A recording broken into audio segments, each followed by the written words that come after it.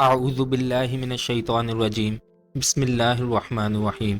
السلام علیکم سامعین، آج ہم ممتاز مفتی کی کتاب علی پور کے ایلی کے 83ویں حصے کا آغاز کریں گے۔ اس وقت ہم اس کتاب کا جو باب پڑھ رہے ہیں اس کا نام ہے تجدید۔ آج ہم اس کتاب کے صفحہ نمبر 753 سے آغاز کریں گے۔ آئیے شروع کرتے ہیں۔ بنو گورا بنو۔ ایلی کا تبادلہ ڈیرا میں ہو چکا تھا۔ اس کے اس تبادلے پر سب حیران تھے۔ رامپور سے جلد مخلصی پا لینا حیرانی کی بات تھی۔ رامپور دور دراز مقام پر آباد تھا، دریائے سندھ کے اس پار، جہاں جاتے جاتے 2 دن لگ جاتے تھے۔ اگرچہ جگہ نہایت اچھی تھی اور وہاں کا ہیڈ ماسٹر تو دیوتا خصلت کا ایک ہندو تھا۔ اس کے علاوہ رامپور کا سکول بے حد خوبصورت تھا۔ اس کے ساتھ ملحقہ زمین بہت وسیع و عریض تھی جس پر باقاعدہ کھیتی باڑی کی جاتی اور اس کی آمدنی اس قدر ہوتی تھی کہ سکول میں غربا کے بچے مفت تعلیم حاصل کرتے تھے، بلکہ ان کی کتابیں اور کپڑے بھی اسی فنڈ سے دیے جاتے تھے، اور بورڈنگ میں جو کھانا پکتا تھا وہ بھی اسی فنڈ سے پکایا جاتا تھا۔ نتیجہ یہ تھا کہ اس سکول میں تعلیم حاصل کرنے والوں کو ایک تو تعلیم، دوسرے کھانا کپڑے اور کتابوں پر کوئی خرچ نہ اٹھتا تھا، بلکہ اس کے علاوہ کئی ایک اور ضروریات کے لیے امداد ملتی تھی۔ ان سب باتوں کے باوجود اساتذہ وہاں جانے سے گھبراتے تھے۔ اس کی وجہ رامپور کی دوری تھی۔ جب ایلی رامپور سے بدل کر ڈیرا آیا تو 4 دن کے بعد جمیل آ دھمکا۔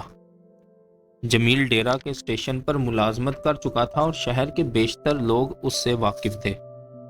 جمیل نے آتے ہی شور مچا دیا، تو ایلی صاحب ڈیرا میں تبدیل ہو گئے ہیں؟ کاش کہ میں بھی ڈیرا میں ہوتا، مگر کچھ پرواہ نہیں، خانپور سے کچھ زیادہ دور نہیں ہے۔ ایلی ہنسنے لگا، یہ تو الٹا اچھا ہے، سب معلوم ہو جائے گا۔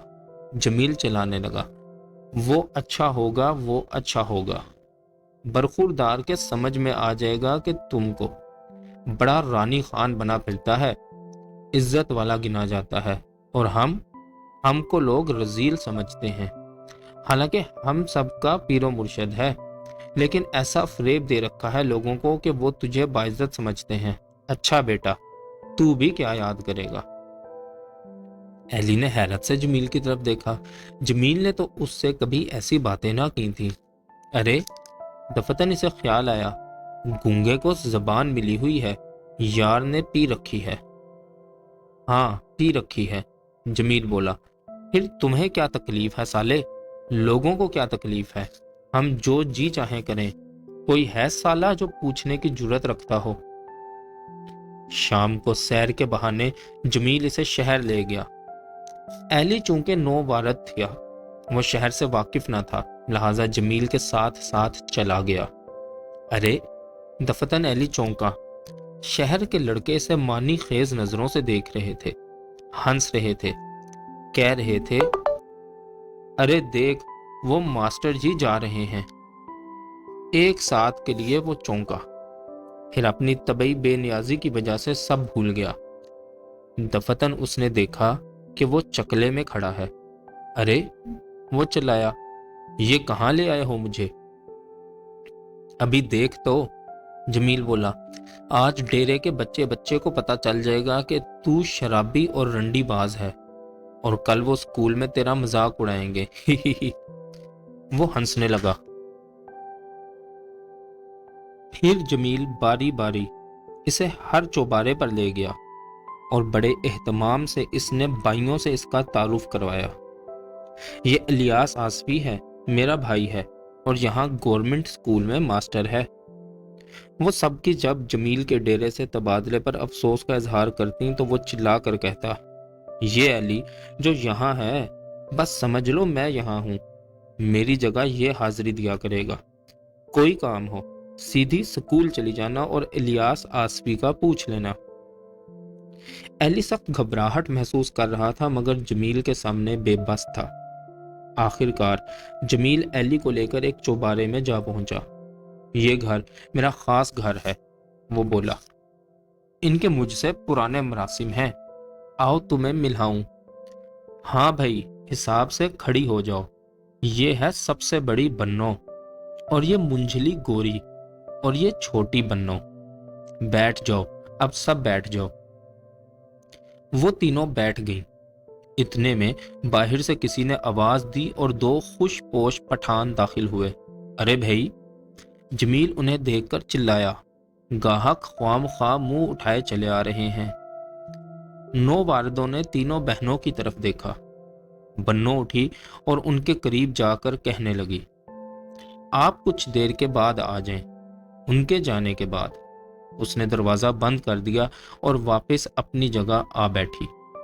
ہاں تو جمیل بولا، ان کی صفات سنو۔ یہ بنو تو مرہم ہے، ایسی مرہم جو ہر قسم کی جلن دور کرتی ہے۔ پھوڑا ہو، پھنسی ہو، غم ہو، تفکر ہو، عشق ہو، روپے پیسے کا نقصان ہو جائے، پریشانی ہو، کچھ ہو، اس کے پاس آ جاؤ، ایسا پھاہا رکھے گی سب غم دور۔ کیوں بنو؟ ایلی نے بنو کی طرف دیکھا۔ اسے محسوس ہوا جیسے وہ خود دکھ بھری بوتل ہو۔ اس کے ہونٹ بھنچے ہوئے تھے، آنکھیں نمناک تھیں۔ اور یہ دیکھو گوری، یہ گوری نہیں گورا ہے۔ تم نے بھی گورے دیکھے ہیں، بس یہ سمجھ لو کہ یہ اس مکتی فوج کا گورا ہے۔ اس کی آنکھیں دیکھو، بلی ایسی ہیں، اور یہ ہر وقت مسکاتی ہے، ہر وقت۔ بارش ہو، دھوپ ہو، گرمی ہو، سردی ہو، اس بوتل سے ہمیشہ چھینٹے اڑتے ہیں۔ یہ تمہیں بہلا سکتی ہے، بچہ بن کر تم سے کھیلے گی، ہنسے گی، ہنسائے گی۔ دکھ دور نہیں کر سکتی، لیکن ہنسا سکتی ہے، کھلا سکتی ہے۔ ہے تو گورے کی طرح حرامی، مگر ساتھی بننے کی صلاحیت رکھتی ہے، کچھ دیر کی ساتھی۔ اور یہ بنو، اس نے چھوٹی کی طرف دیکھ کر کہا، بس دیکھ لو اسے، یہ تو خالص پٹاخہ ہے، ان چلا پٹاخہ۔ نہ کوئی اسے چلا سکتا ہے، نہ کوئی اس سے کھیل سکتا ہے۔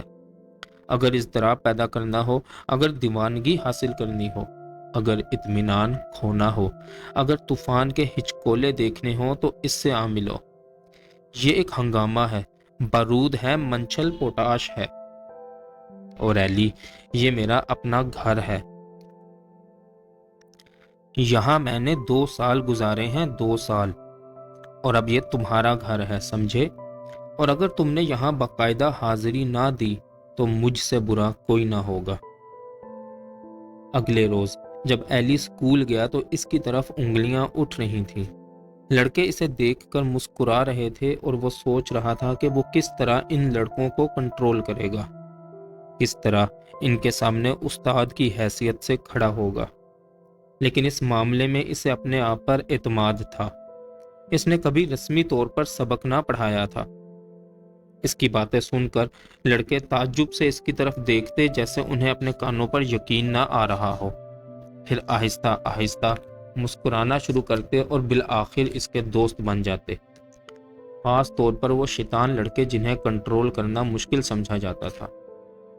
9ویں جماعت میں داخل ہو کر اس نے پہلے ہی سبق میں چکلے کے موضوع پر اظہار خیال شروع کر دیا تاکہ بچوں کے دل کی بات تھوڑا نہ بن جائے۔ ڈیرہ میں واحد شخصیت جس نے علی کو متاثر کیا غلام کی تھی۔ اس کا نام غلام علی تھا، لیکن سبھی اسے غلام کہتے تھے، بلکہ وہ خود اس بات پر مصر ہوتا کہ اسے غلام کہا جائے۔ وہ کہا کرتا، بھئی، گھر والوں نے مجھ پر زیادتی کی ہے کہ علی کی غلامی کا اعزاز بخش دیا۔ اس اعزاز کا میں اہل نہیں، اتنی عظیم شخصیت کی غلامی نہ بھائی، میں تو اللہ کے ہر بندے کا غلام ہوں، آپ کا، ان کا، سب کا۔ غلام کا رنگ گورا تھا، جسم بھرا بھرا اور خد و خال میں جاذبیت تھی۔ اس کی آنکھیں بے حد پر اثر تھیں، ان کا رنگ شربتی تھا، نکھرا نکھرا، اور ان میں شرارت یوں کوٹ کوٹ کر بھری ہوئی تھی کہ اس معزز چہرے پر ان آنکھوں کو دیکھ کر حیرت ہوتی تھی۔ ان میں ہر وقت سوڈے کی بوتلیں کھلتی نظر آتی تھیں، ایک عجیب سی پھوار پڑتی اور دیکھنے والوں کو اثر سے بھگو دیتی۔ غلام کی آنکھوں کو دیکھ کر محسوس ہوتا کہ ابھی وہ نظر بھر کر راہ چلتی ہوئی خاتون کو دیکھے گا تو وہ مسحور ہو کر ان کے پیچھے چل پڑے گی، ساری دنیا سے بے نیاز ہو کر اس کے قدموں میں آ گرے گی، لیکن غلام عورت کو دیکھ کر نگاہیں جھکا لیتا تھا اور التزاماً اس کوشش میں لگا رہتا تھا کہ کہیں وہ نگاہ بھر کر کسی عورت کو دیکھ نہ لے۔ ایلی نے اس کی آنکھوں کو دیکھ کر محسوس کیا جیسے اس نے دلی والے حاجی صاحب کی بنائی ہوئی مرہم کی 2 سلائیاں آنکھوں میں لگا رکھی ہوں۔ غلام سے ایلی کی ملاقات الطاف اور اسد کی وساطت سے ہوئی تھی۔ الطاف ان لوگوں میں سے تھا جو ہر نو وارد سے تعلقات پیدا کرنے کے خواہاں ہوتے ہیں اور بلا تکلف اسے کھانے کی دعوت دینے کے مشتاق۔ الطاف کی دعوت اس کے چھوٹے بھائی ارشد نے دی۔ ارشد نویں میں پڑھتا تھا۔ وہ 3 بھائی تھے، الطاف، اسد اور ارشد۔ اسد اسکول سے تحصیل علم کر چکا تھا اور اب لاہور کالج میں تعلیم پاتا تھا۔ ارشد کی بات سن کر ایلی نے اسے ٹال دیا، کہنے لگا، بھائی ہم تمہارے بڑے بھائی سے واقف نہیں، ان سے جا کر کہنا کہ ناواقفوں کو کھانا کھلانا اچھا نہیں ہوتا۔ شام کو الطاف خود آ گیا۔ السلام علیکم، وہ بولا، میرا نام الطاف ہے، میں ارشد کا بڑا بھائی ہوں، لیجئے اب تو ہماری واقفیت ہو گئی، اب چلیے گھر، کھانا ٹھنڈا ہو جائے گا۔ الطاف کی معصومیت اور سادگی سے ایلی بے حد متاثر ہوا۔ اسی روز کھانے پر جب الطاف کو معلوم ہوا کہ ایلی کو راگ سے دلچسپی ہے تو وہ بولا، چلیے آپ کو اپنے ایک دوست سے ملاؤں، اسے موسیقی سے دلچسپی ہے۔ یہ کہہ کر اس نے اپنے منجھلے بھائی اسد کو اشارہ کیا اور وہ گوندے ہوئے آٹے کا گولا اچھالتا ہوا ان کے ساتھ چل پڑا۔ جلد ہی الطاف سادہ طبیعت تھا، اتنا ہی اسد بھڑکیلا تھا۔ وہ یوں بات کرتا تھا جیسے ابھی ولایت سے تحصیل علم کر کے آیا ہو۔ بہرحال اسد کی نسبت ایلی کو اس آٹے کے گولے میں زیادہ دلچسپی تھی۔ ایک انگلینڈ ریٹرنڈ خوبصورت جوان جس نے ایک اچھا سوٹ زیبتن کر رکھا تھا، وہ آٹے کے گولے سے کیوں کھیل رہا تھا اور یوں برسر عام۔ جب وہ غلام کے گھر پہنچے تو ایک بچے نے دروازہ کھولا اور بیٹھک کی طرف اشارہ کر کے چلا گیا۔ بیٹھک میں میز پر چند ایک کتابیں پڑی ہوئی تھیں، 2 کرسیاں رکھی تھیں، ایک طرف بستر لگا ہوا تھا، دوسری طرف فرش بچھا ہوا تھا، اور فرش کے ایک کونے پر جائے نماز پر غلام نماز پڑھنے میں مصروف تھا۔ جائے نماز کے ساتھ ہی ایک ستار رکھی ہوئی تھی۔ وہ سب چپ چاپ بیٹھ گئے۔ الطاف نے ایک رسالہ اٹھا لیا اور اسے دیکھنے لگا۔ اسد نے کونے سے ایک گٹھری اٹھائی، اسے کھولا تو اس میں سے طبلے کی جوڑی نکل آئی۔ پھر اس نے آٹے کے گولے کو جو وہ ساتھ لایا تھا توڑ کر اس پر لگانا شروع کر دیا۔ ایلی حیرت سے دیکھ رہا تھا۔ تو یہ آٹے کا گولا طبلے پر لگایا جاتا ہے۔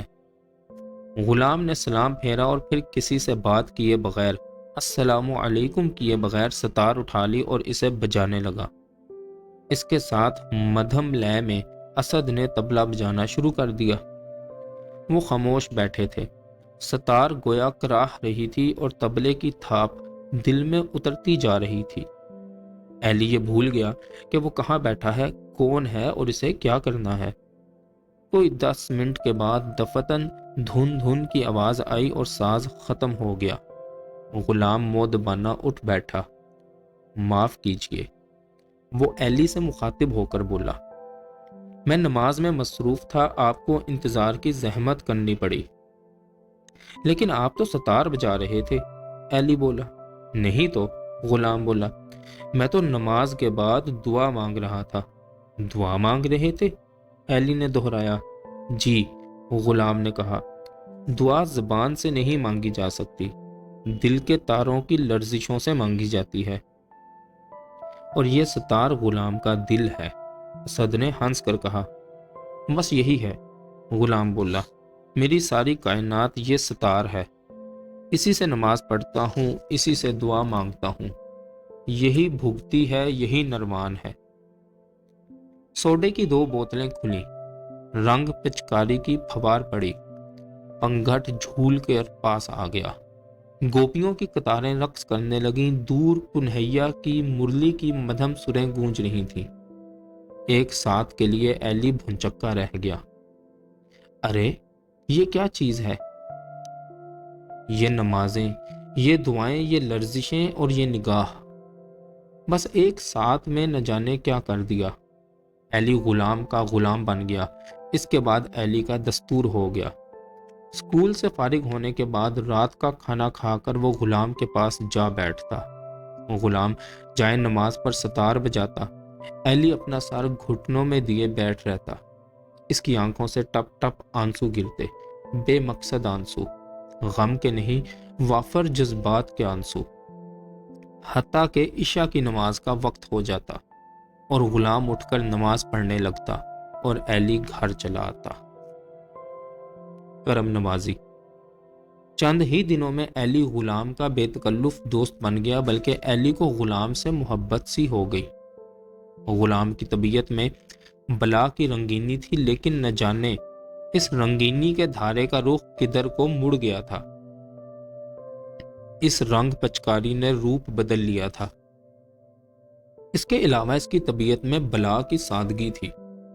سادگی اور عجز اور بے نیازی ایلی محسوس کرتا تھا جیسے غلام وسکی کی ایک بوتل تھا جس میں سے شراب انڈیل کر آب زمزم بھر دیا گیا تھا۔ ایک روز ایلی نے بے تکلفی سے پوچھا، غلام، تم غلام کیوں ہو؟ غلام نے جواب دیا، میں لوگوں کا غلام بننا چاہتا ہوں لیکن نہیں بن سکا۔ اپنا غلام نہیں بننا چاہتا لیکن ہوں۔ اور پھر غلام کیوں کہلواتے ہو؟ اس لیے کہ میں غلام ہوں، اپنے مرشد کا غلام ہوں۔ تو کیا تمہارا کوئی مرشد بھی ہے؟ ہاں ہے، میں تو تمہیں مرشد بنانا چاہتا ہوں، ایلی نے کہا۔ تو بنا لو، چاہے کسی کو بناؤ، مجھے بناؤ یا میرے حضرت صاحب کو بناؤ، یا کسی پتھر کو بنا لو یا کسی بائی کو بنا لو، لیکن بناؤ ضرور۔ بے مرشد جینا تو بالکل ایسے ہی جیسے بے پتوار کی ناؤ۔ جسے چاہوں بنا لوں؟ ایلی نے پوچھا۔ ہاں، کوئی فرق نہیں پڑتا۔ نشہ اندر سے نکلتا ہے، اپنے اندر سے۔ جتنا گڑ تمہارے اندر ہے اتنا میٹھا ہوگا، ہر صورت میں ہو جائے گا۔ کیا تم میں گڑ ہے؟ ایلی نے پوچھا۔ تھا، وہ بولا، بہت تھا، بے انداز تھا، لیکن میں نے تو سارا بیر بہوٹیوں کو کھلا دیا۔ ایلی ہنسا۔ تو تمہاری زندگی میں بیر بہوٹیاں تھیں؟ تھیں، وہ بولا۔ بھائی صاحب، بیر بہوٹیوں کے سوا کچھ نہ تھا۔ میری زندگی کی داستان بے حد مختصر ہے۔ عورت، شراب اور راگ، اللہ اللہ خیر صلاح۔ جس کی طرف آنکھ بھر کر دیکھ لیتا تھا وہ آپ ہی چلی آتی تھی، یوں چلی آتی جیسے ہیپناٹزم کے زیر اثر ہو۔ اور پھر اپنی عادت تھی کہ ہر راہگیر کو آنکھ بھر کر دیکھتا تھا، حتیٰ کہ ان کا کیوں لگ جاتا تھا۔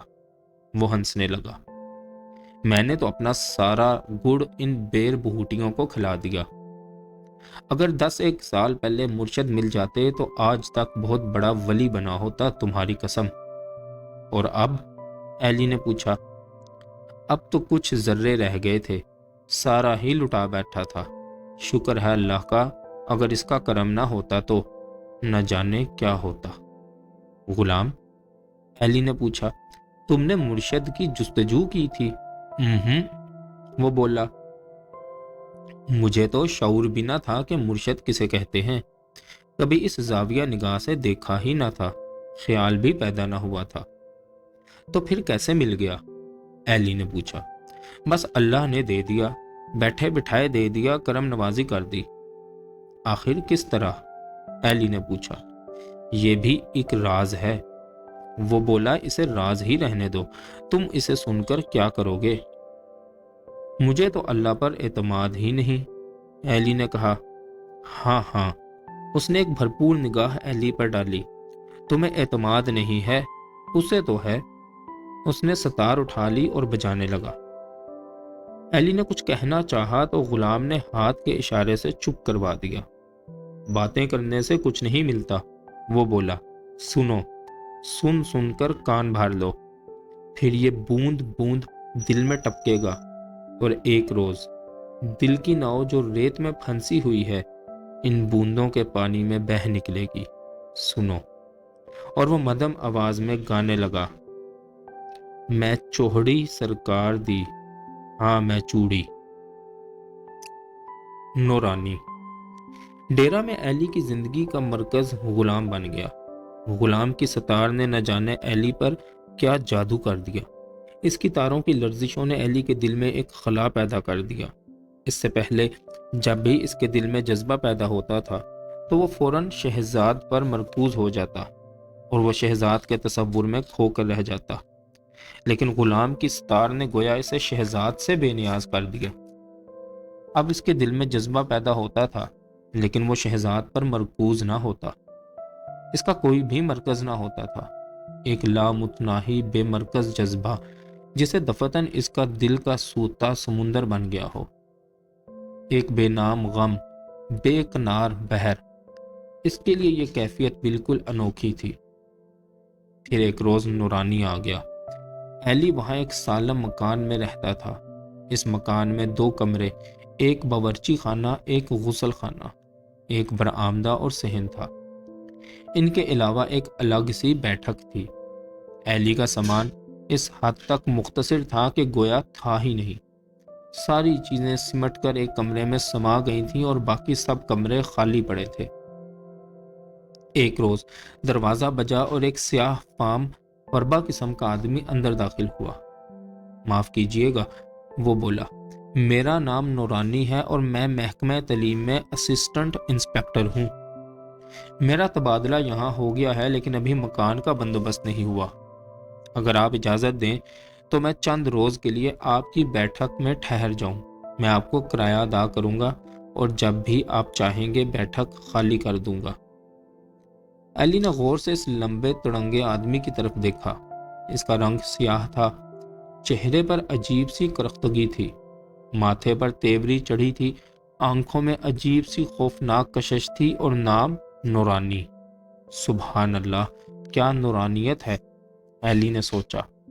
बहुत अच्छा, एली ने कहा, मुझे कोई एतराज नहीं, फिलहाल शुक्रिया, नूरानी ने कहा और बेतकल्लुफी से अपना सूट केस और बिस्तर उठाकर बैठक में घुस गया।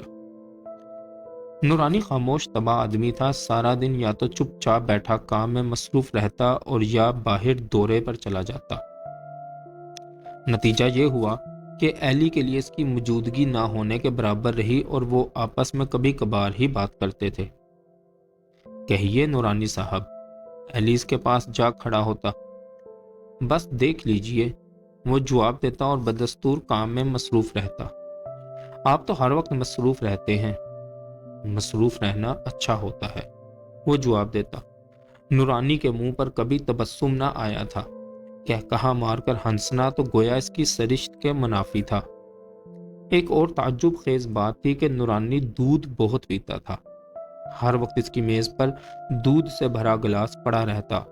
काम करते करते वो गिलास उठाता, 2-4 घूंट पीकर फिर रख देता।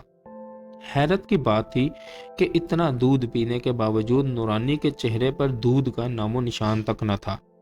चेहरे की करख्तगी और तनाव बढ़ता ही जाता था और माथे की तेवरी यूं दिखाई देती थी जैसे लोहे में मीख की मदद से लकीरें खोद दी गई हों।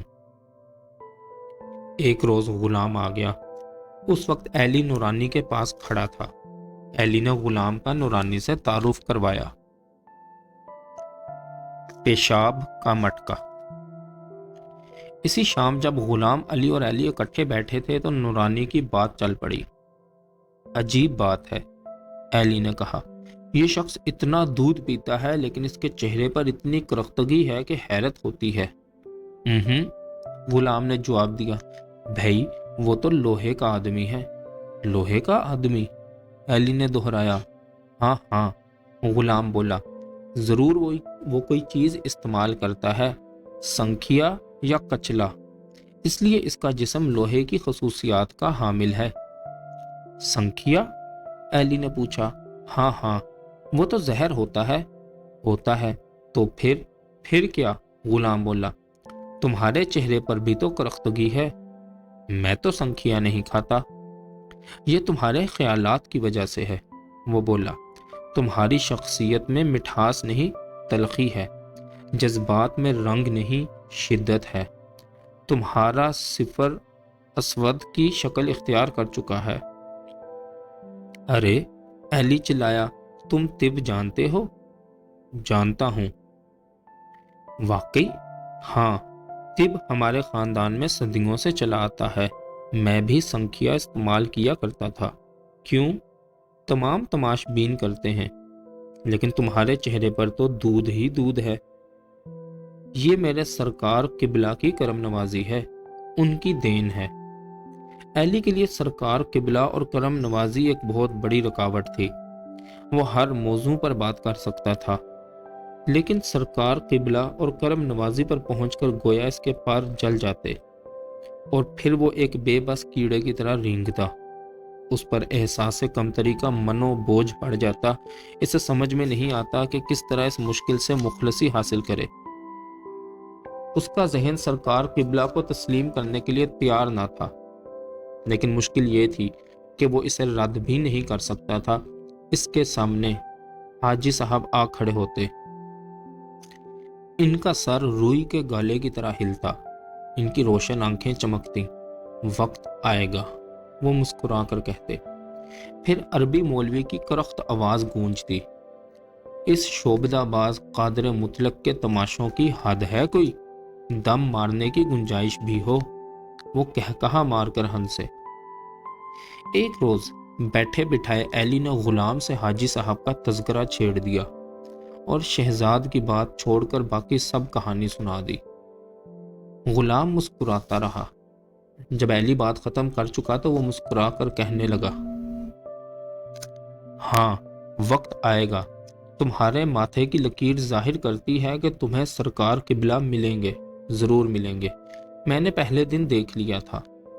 آؤ اب ان آنے والے حضور کا ذکر کریں۔ اس نے ستار اٹھا لی اور مدھم آواز میں گانے لگا۔